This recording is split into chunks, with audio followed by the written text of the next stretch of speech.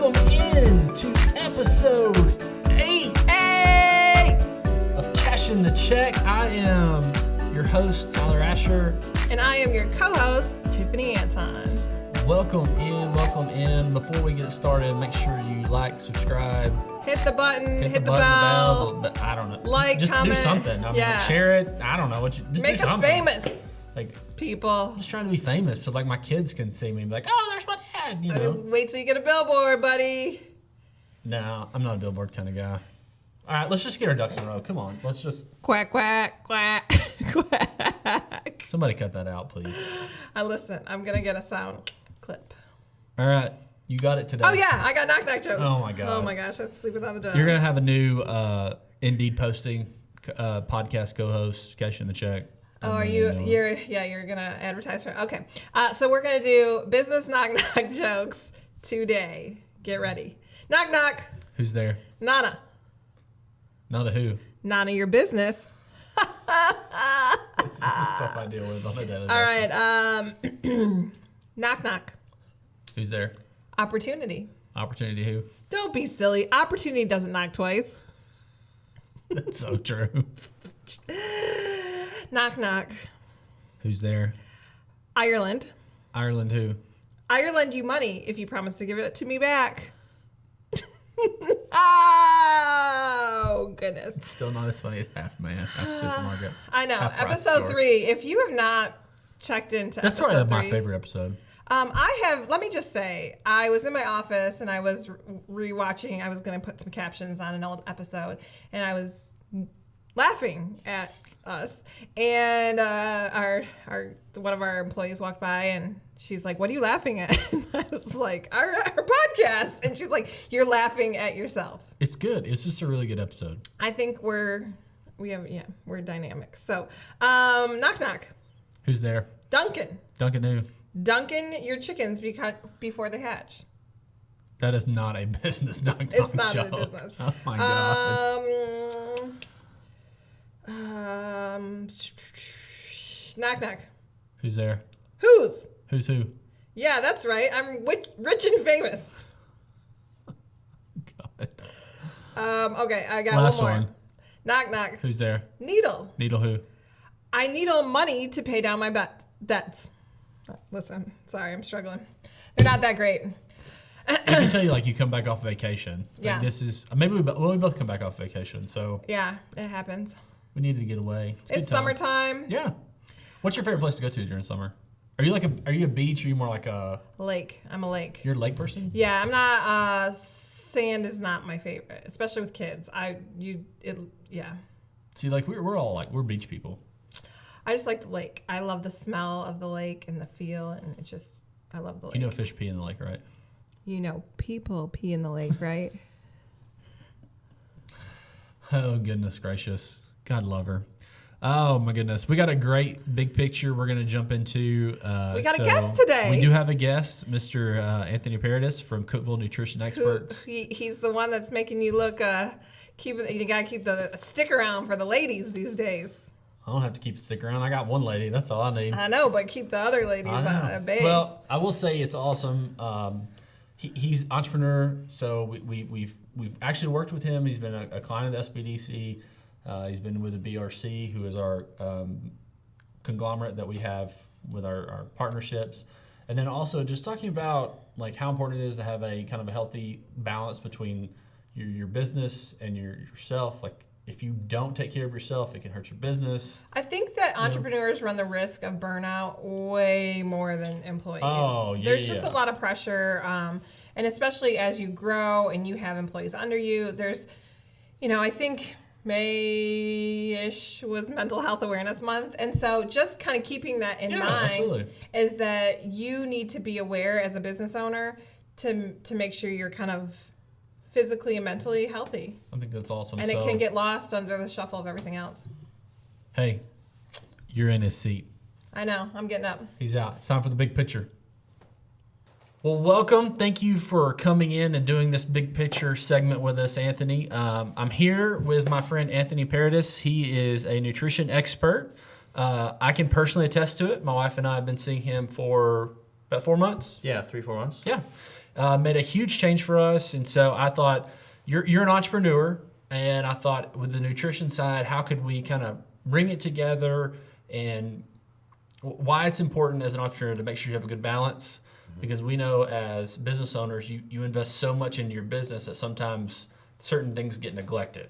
So I thought, let's just bring him in, let's chit chat. So first, before we jump into the nutrition side of things, let's talk about your business and kind of where you started at, where you're at now, and then like what you wish you would have known.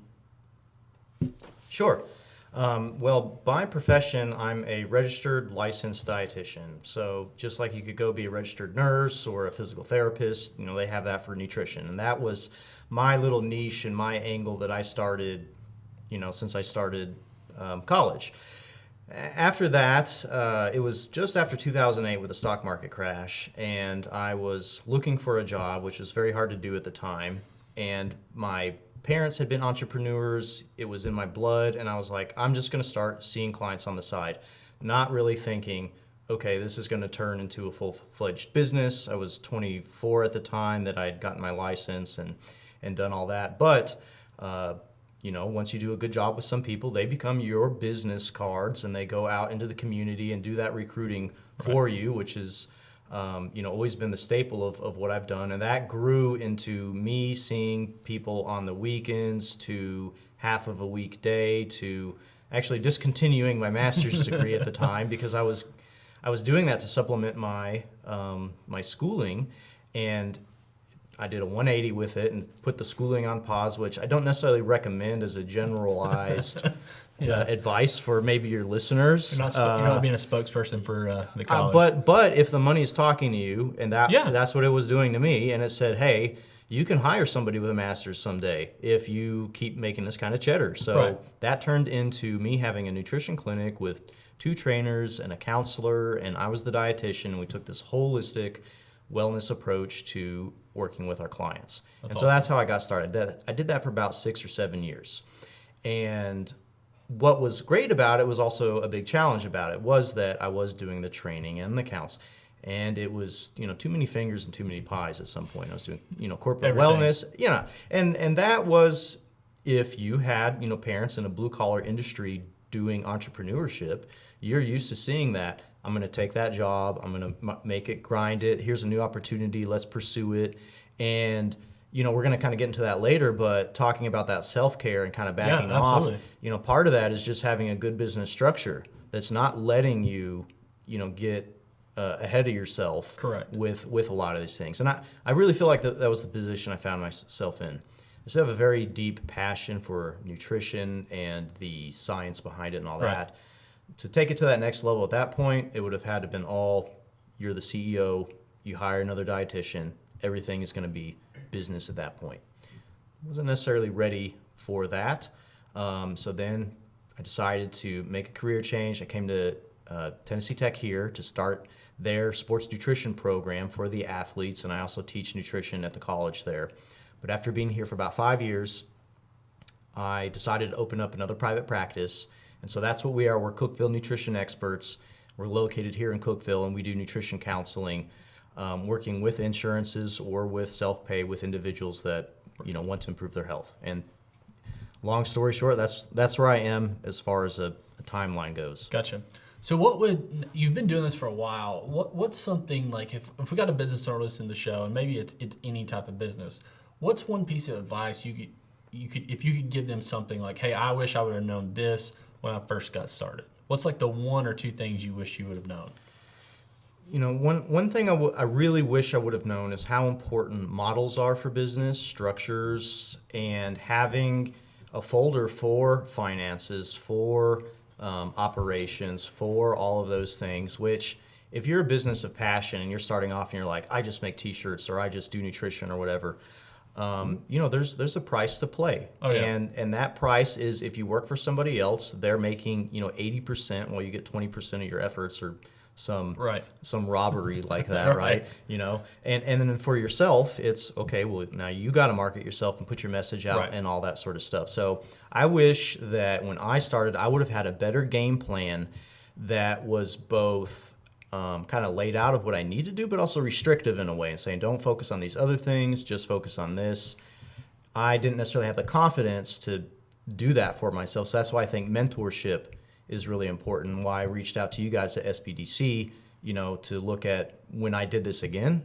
That's exactly what I thought about. How am I going to have more of a plan and be able to execute that? So that's one of the biggest things for me. Mentorship, you think? Mentorship and plans. Gotcha. How important do you think, if coming from an entrepreneur side, do you think networking has impacted your business? I think that, first of all, networking is one of the most powerful things that you can do, okay? You need to have a plan to sell your client, but also a plan to turn your client into a raving fan, a walking billboard, a referrer for you. And that's something. Yeah, that's something that you've discussed and touched on, and we know that. But when I started my first business, I was outside of the Dallas area.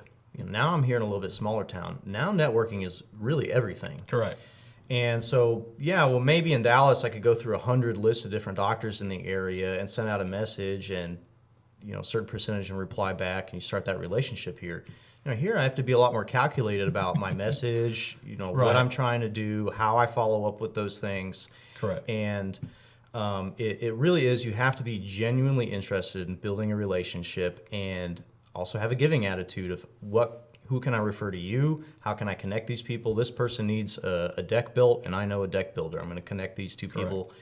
And if you put that sort of stuff out, I believe in business karma that you're going to get it back as well. So I'm always looking to network, but I'm also looking to network for other people too. Right. I think that's just good business, is always like gratitude reciprocates. So when you're willing to invest in other people's business, whether it's just a referral or something, I always think that will come back to you tenfold. Always. It just does. I like it. Gratitude reciprocates. That was always Let's get my the thing. tattoo. Let's gratitude do it. Reciprocates. Well, speaking of gratitude and reciprocating, as we kind of close this segment, it's something that I personally have done and dealt with.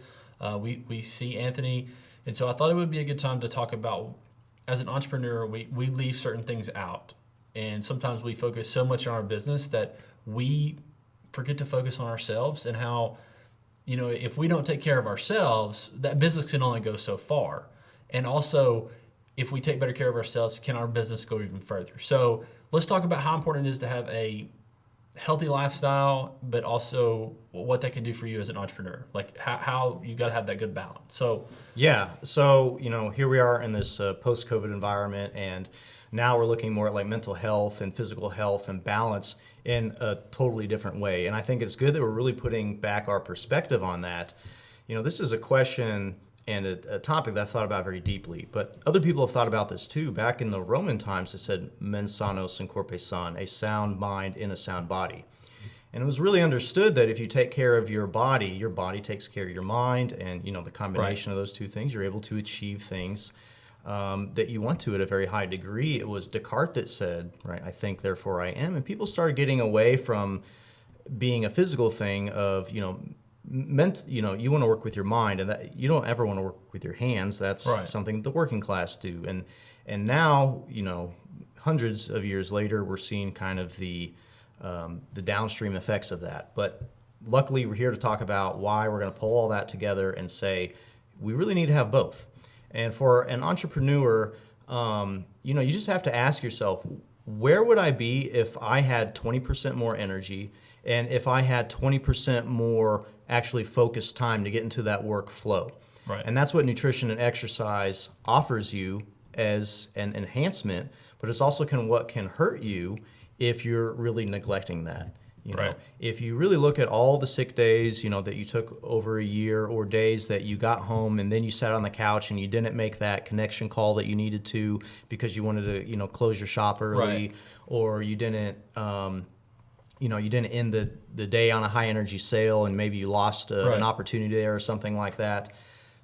Every action that you make is derivative of your mood and your mind and your habits. And we have free will in the moment, but if you go into something having more of that energy, that's what I'm all about. And so I've worked with people that are, CEOs of big businesses, or, successful entrepreneurs, or people just getting started, to kind of help guide them in that sort of thing. And I move people in stages with that. The first thing you have to do is, put out the fires. Right. If you have any severe health issues that you need to get help with, or, it could be mental health. Right. Maybe you need to get, something like that looked at. Next is like a building phase, right? And, so you've told your listeners that's what we've kind of been focusing on. Right. So we're building new habits. We're trying to kind of set higher goals and focus on that. And then for business owners, I have kind of this very special, maybe like enhancement phase. The big CEO, now you've got everything down, you're ready for this sort of stuff. And we talk about things like cognitive enhancers, how to use caffeine effectively. Right. Maybe your listeners have heard of things like nootropics, which are that sort of class of supplements. And we can Right. take a deep dive into looking at those sort of things. But, we don't have enough time to get in all that today. Just know that it is important, and just like you schedule your marketing, you schedule your connections, you schedule your operations, you need to schedule some time for yourself to eat a breakfast, to not eat out every single corporate lunch. I agree 100%. To be a little bit more balanced and start with maybe 3 small things. Right. And then you can build from there. I would recommend working with a dietitian or a trainer or somebody, because Right. you're not an expert in everything. That's why we outsource. Correct. That's why you have a human resources before you're ready to actually start that Yeah, department. exactly. Or some of the things you're going to be talking on Because it's later. more cost effective to outsource things. I love that. Yeah, I love that. Absolutely. So if you want to spend thousands of hours looking into it, great. But beware, don't, there's some pitfalls. Just hire an expert. you don't. Take it from me. Hire an expert. Okay. Yeah. As we wrap up the big picture, dude, thank you so much for coming and doing this. I greatly appreciate it. Yeah, thanks for You've been letting me get the message out. Yeah, I'm the walking billboard for Cookeville Nutrition. I will say that. He laughs when I say that. We come in. So thank you for coming and doing this. You're I awesome, appreciate dude. it, and so wishing health to your listeners as well. Absolutely. Look him up, Cookeville Nutrition Experts. That will wrap up this segment. That was a great segment. Thanks, Anthony. Yeah, he did great. See, I think it's just great to talk about health and kind of like the balance between things. So And then to drink the Kool-Aid. drink the Kool-Aid. You probably shouldn't be drinking Kool-Aid. I don't know how Anthony would feel about that, but so man. this is a good. I am excited about this next topic. If you'd asked me 6 months ago about this topic, I probably would have told you are crazy. I know. I think people still tell me I'm crazy. I would agree with that until about 3 months ago. My wife was like, "Hey, you need to watch this video," and I'm like, "What? What are you talking about?" She's like, "No, this TikTok video," and I'm like, "Oh, my TikTok gosh." on the clock. And then I watched it, and then of course me as my side business, like I build things, and so then I found some guys that were doing them, man, and I got sucked. dust in. is man glitter, some thing Man like glitter. man glitter. Yeah. So I got so sucked in, and then now I'm like, it's kind of like, I feel like TikTok is where YouTube was about 4 or 5 years ago. It was such a underutilized social media tool for a business Platform, that yeah. people aren't doing it. Well, I think a little bit it kind of shows how our society has changed. Of like we have a 1 minute time attention span. I would agree with that 100% because even I've noticed too, like some of the YouTube videos that I've watched, when they get long, I start fast forwarding through them. And maybe I have like an adult ADHD. I don't know, comment below if you're a doctor. Maybe I do have that. Asher at tsbdc.org. Yeah. No, I think that's the world. The world we live in is That just quick, fast, like little snippets of information. My personal experience, well, I mean, I have a TikTok myself, and I just make like stupid cat videos, and I think it's hilarious. But we have a BizFoundry TikTok account, and I just started. I was like, I'm gonna do Tiffany's Top 10 on Tuesdays. That's a lot of T's, but I thought it was a good idea. And they're stupid. Like I get paid to be silly and be funny, and I just do top 10 of whatever. But it gets interaction. It gets people thinking, and we've gotten more views on those TikToks than and we put them on our Instagram, so that's a big thing too. Is taking content. People think cross promoting. Yeah, they're like, well, platforms. TikTok's stupid because who's gonna see our TikTok and come to our events because it's all you can't. It's not as regional, but I do think it is somewhat. I mean, I see a lot of Tennessee stuff on my TikTok account. I just think it's it kind of explains the way society is now because those like 15, 60-second clips, like draws you in, sucks you in, and then you're done. Yeah. And it's on to the next one. And I've gotten to here lately, like I'm just like, oh, that's so long. And I feel like as a business, like you could be doing multiple things. I think that TikTok has now you can do a 3-minute TikTok, and they are like I'm done. It's too much. Honestly, I can see that too. Like that short attention span, it gets it. So let me ask you: if somebody comes to you and they're a business owner and they say, "Do you think that I should create a TikTok account for my business?" What's your suggestion? Oh, absolutely. And two, let's just kind of talk about I know we're talking about TikTok, and a lot of it is you videoing yourself. And I hear this all the time. It's kind of like starting a business. People are like, well, I'm just not ready to see myself on camera, or I'm just not ready to hear myself, or the best time for you to start doing that is like yesterday. Oh, yeah, and we could go and do a whole big thing on that because just do it. I know it may feel weird or awkward, or you may not think, oh, I don't look the best or whatever. You are your own worst enemy. Yeah. And sure. You are literally holding your business back. People don't see you the way no. you see yourself. But the thing one beautiful thing I do think about TikTok is that it doesn't have to be. It can be anything. We started kind of different segments for all of us at the Biz Foundry, and our graphic designer, she was doing art lessons she was doing digital art. So some app that she could create. Right. She created like a Mother's Day thing, and so you can have a TikTok where you're showing people how to make a table, and you can have a TikTok that says, "Hey, how do you show that you have a podcast without showing you have a podcast?" I did that, by the way. T Asher 3, if you need to look it up. And so you can kind of, the sky's the limit. I agree. So I think with the Biz Foundry, it's like, well, how do we create content that is on brand with the Biz Foundry, and we're promoting what we're doing as an entrepreneur center or a co-working space? We want to make sure we're promoting our programs that we do. I did a TikTok that was the top 10 things about the summer, and it was just some of the stuff on the west side, promoting small business or promoting events that were going on downtown. And yeah, some of it was Biz Foundry stuff, but some of it was the fact that the 4th of July was coming up, and I was excited about the 4th of July. It's her favorite holiday, by the way. In case people don't watch our Instagram account, I dress up every day. So, do you know that actually Friday's a national holiday, July the 2nd? We actually talked about it, and we thought it was the 5th this year. No. Do you know what July 2nd is? No. It's my birthday. Big deal. Look at that. That's why we celebrate Independence Day. Happy belated birthday. My birthday's, I'm a July baby too. Not only do we have the same initials, we have the same birth month. Oh my gosh, I'm older. We do not have the same birth year, though, in case people are no, we don't. questioning that. If you want to comment One of us is older. One of us is older, so. We won't tell you who. Let's jump back talking about older. Okay. Do you think that the TikTok generation is that, what age range would you put that on?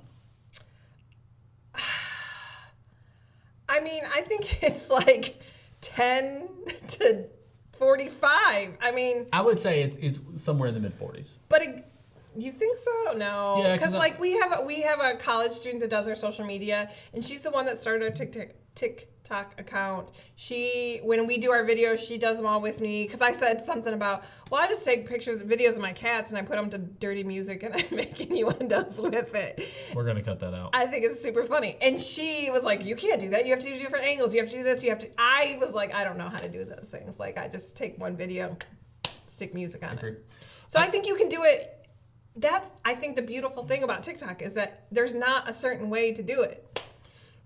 What would you say if someone said, well, it's hard to do it in my business? So let's say you are, I don't know, what do you think would be a difficult business to do a TikTok in? Plumbing. See, no, I know. I follow a guy who does HVAC, and he does stuff, and I think that the trades would be easy. Bucks, septic, and sewer, I feel like might be a difficult thing to do a TikTok. But I think that either they can do it in a funny way. I think you can do almost anything in a funny way. I think that part of that, I think it would be easy, because I've watched TikTok videos of them unclogging the sewer, and to me it's fast. Like when it gets clogged up and how they do it and how it comes out. Like that's fascinating. Right. I know that sounds weird, But like I watched an HVAC okay, guy clearly do the this same is thing. my world's different than your world. So what would you think is a hard business to Like have? at first I would say like a hair or nail salon, but I feel like those you could do like transformations. That'd be easy. Yeah. I really don't think they're Well, and I think you can. even a doctor's office. Like I follow an attorney. I follow a couple of attorneys that I really don't know if there would even be a business that wouldn't. I feel benefit. like you can kind of put humor to anything too. And so if you can even make the funeral home.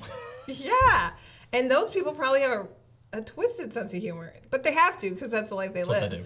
And so I think you can put humor into any of it, and then Yeah. you can figure out some way. I just feel like there's, if you're a business owner and you're listening, and you're thinking, how can I put TikTok to You're my like, business? there's tell gotta- us because Tyler and I are creative enough. We'll come up with in case you're just listening, he's giving me like the. I mean, I feel like I'm pretty creative, but that's, I will tell you too, like if you're a business, try to find other businesses in different aspects. So if you're a lawn care guy, follow the plumber, see what he's doing. You're kind of in the same wheelhouse, follow different people because they're going to give you different ideas of things. You'd be like, don't try to reinvent the wheel if you don't have to reinvent the wheel. Yeah. If you can just change out a spoke and make it, same spoke, different color, but you still Put do a the same different part. cog on it. Yeah, I don't mean, know, it's is that just a thing? different. Like, I feel like that people they're so worried about, well, this didn't turn out right or this didn't look right. Don't reinvent the wheel. Just follow other people, take what they're doing, just do it in a different way. Yeah. Like, it's not, just do it. No. Don't sit back and say, don't come with the excuse, I don't like myself on camera or Well, and I don't like to hear then figure out a different way to do it. And you Yeah. can put voiceovers on it, and you can put text. You can literally I feel like any excuse, I'll tell you a way to get around it. So See, message Tiffany. She can handle it. So T that's Anton, that's enough of drinking the Kool-Aid today. TikTok on the clock. Let's Kesha. let's the let's end of the cash day. out. Oh, are we done? I thought we could just maybe, we could clock out Okay. at the end of the day. Cash in the check Cash in the check. at the end of the day. So what are we doing for the end of the day? So I've got some actually Business recent facts. SBA Oh. Statistics and Small Business Administration. You guys use a lot of just acronyms, we and do. so I'm I like terrible about to. that. I'm like probably the opposite, where people are like, "We're not dumb. We know what he's talking about," but I just want to make sure. So let's SBA. let's go to the top 10. These are business stats of 2019. Okay. This is going to be crazy. pre-pandemic. Pre-pandemic. So, what percentage of businesses fail due to lack of capital and cash flow? 72. 29%. Oh, that's not very many. This blows my mind because I deal with this every day. What percentage of big bank loan applications were approved for like a business loan or anything? Okay. Are Big approved. bank, and we're talking big bank. So like are approved. J.P. Morgan Chase, Wells Fargo. 37. Actually, it's lower than 26.9%. You thought it would be a lot higher. Actually, I thought it would be a lot lower. I thought it would be like single digits because I always, yeah. you know me, like I'm a huge proponent of like local banks and pushing. Like, Yeah. I feel like that will do more for people. Than, You understand that Cookeville is weird, right? Like, I don't think there's other places in the world that have 23 21 different branch locations. local banks. Is it 23? I don't know. I thought it was 20. At one point, it was 21. I thought it was 17. I was just going to make up numbers. But This way is- to call me out, Tyler. I like I'll it. call you Thanks. out. This is a crazy statistic. Listen to this one. What percentage of small business owners don't know their business credit score? Business credit score. Think about that. 94. 72. That's actually Like- a lot lower than I would have expected. Well, I would tell you when I had the business, I didn't know my business credit I score. bet you there's at least 74 people in the world, or a percentage of people in the world that don't know their personal credit score. No. Let's go to the next one because it kind of ties right into it. Okay. What percentage of small business owners didn't know they had a business credit score? Well, didn't know they had a business credit, so less than 7. So like when I was a small business owner, I didn't know my business had a credit score. Yeah, I So wouldn't. what percentage? More than 74? Less. 54. 45. I just had dyslexia for a second. Which to me, honestly, I feel like that's a low number. I Yeah. feel like a lot of businesses don't know they have a credit score. I would have guessed that would have been And this one is kind of shocking to me. I'm going to be straight honest. Straight up. Straight up. 1 in blank SBA loans fail. Do we know why they fail? It doesn't say. 1 in 15. 1 in 6. That's shocking. Yeah. Very, very shocking. Well, what's determining as fail? Like they didn't get approved for like the loan? No, like they closed up shop. Oh, the business fails. Yeah. Business fails. Ugh. Yeah. Let me ask you, this is Last one? shocking. Last one, okay? What percentage of small business owners aren't confident in finance and accounting? 82. Actually 60. I would have guessed. And I think that's alarming. It is alarming even at that, but I used to teach math, and so people act like Math scares people. it does. Do you think that's because we didn't teach them how to do math without a calculator? Did we fail society? I learned how to do math without a calculator. Okay, I did too. I was just checking. I mean, I think it's a general. Honestly, like I had so many people that would say, "My kid can't do math because I couldn't do math," and I'm like, "It's not in your DNA." Like, calm down, people. She's dropping the hammer today. Listen, don't get me started on math. I think math is scary for people. I do too, but it's black and white. It's like that's the thing. Is like it's not about feelings. There's a right and a wrong, and that's it. Balance your checkbook. If it doesn't balance, something's wrong. Heck, I bet there are kids over in high school don't even know how to write a check. For sure. That's a whole nother episode. There's probably 35-year-olds that don't. People, every time I take a checkbook out, people like stop. What like, is that? Did you wipe the dust off that? Oh my God. What are you from? The Dark Ages? Well, we are going to. It is time for us to clock out. Thanks for tuning in to episode 8. Like, subscribe, comment, Shout share out with to your friends. Mark Farley, Jeff Brown for letting us do this. We appreciate it. Thanks for Anthony coming out. Subscribe. Yes. Episode 8. Peace out.